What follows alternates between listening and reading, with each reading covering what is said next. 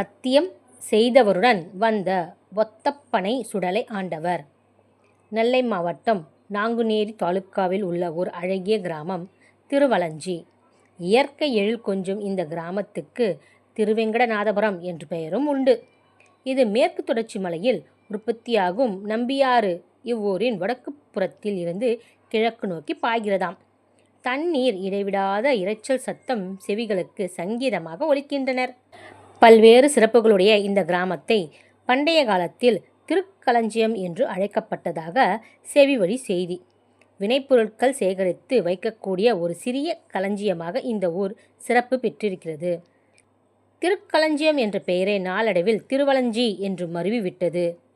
திருவலஞ்சி என்ற பெயரை சொன்னவுடன் நம் நினைவுக்கு வருவது அங்குள்ள கம்பீரமாக வீற்றிருக்கும் ஒத்தப்பனை சுடலை ஆண்டவர்தான். இந்த கிராமத்தின் காவல் தெய்வம்.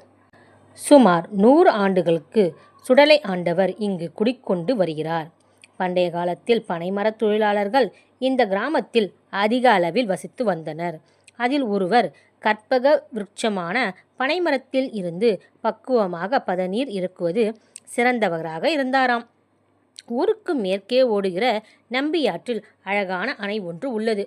ஆற்றங்கரையோரத்தின் வடப்புறத்தில் அணைக்கரை என்ற அழகிய கிராமம் இருக்கிறது. அந்த கிராமத்தில் நீண்ட காலமாக பனைத்தொழிலில் செய்து வந்த மற்றொரு தொழிலாளி வசித்து வந்தார். அவரது வாழ்வாதாரமாக இருந்த பனை மரங்கள் ஏலத்துக்கு வந்தது. அதனை சிறுவலஞ்சியை சேர்ந்த பனைமர தொழிலாளி ஏலத்தில் எடுத்தார். இதனால் பனைமர தொழில் செய்ய முடியாமல் அணைக்கரையை சேர்ந்த தொழிலாளி ஆத்திரம் அடைந்தார். இரு தொழிலாளிகளுக்கு இடையே பகை ஏற்பட்டது. ஒரு கட்டத்தில் பனைமரத்தில் இருந்து பாளைகளை அணைக்கரையை சேர்ந்த தொழிலாளி வெட்டி எறிந்தார். இதனால் திருவலஞ்சியை சேர்ந்தவர் தொழில் பாதிக்கப்பட்டது. கோபம் கொண்ட அவர் அணைக்கரையில் உள்ள பனைமர தொழிலாளியின் வைக்கோல் படைப்புக்கு தீ வைத்தார். தீயில் எரிந்து சாம்பலான வைக்கோல் படைப்புகளை திருவலஞ்சி மற்றும் அணைக்கரையை சேர்ந்த பெரியவர்கள் பார்வையிட்டனர். அணைக்கரை தொழிலாளி மீது பகைமை கொண்ட திருவலஞ்சியை சேர்ந்த தொழிலாளியிடம் இது பற்றி விசாரணை நடத்தப்பட்டது. ஆனால் அவர் மறந்துவிட்டார்.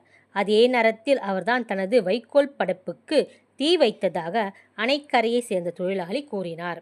இருவருக்கும் இடையே பகை இருந்த காரணத்தால் இந்த சம்பவத்தில் திருவலஞ்சி தொழிலாளியே ஈடுபட்டிருக்கலாம் என்று ஊர் பெரியவர்கள் கருதினார்கள். இதனால் தீ வைத்த தொழிலாளி பாதிக்கப்பட்டவருக்கு நஷ்டஈடு கொடுக்க வேண்டும் என்று ஊர் பஞ்சாயத்தில் முடிவு செய்யப்பட்டது. கடைசி வரை தான் வைக்கோல் படைப்புகளுக்கு தீ வைக்கவில்லை என்று நஷ்டஈடு கொடுக்க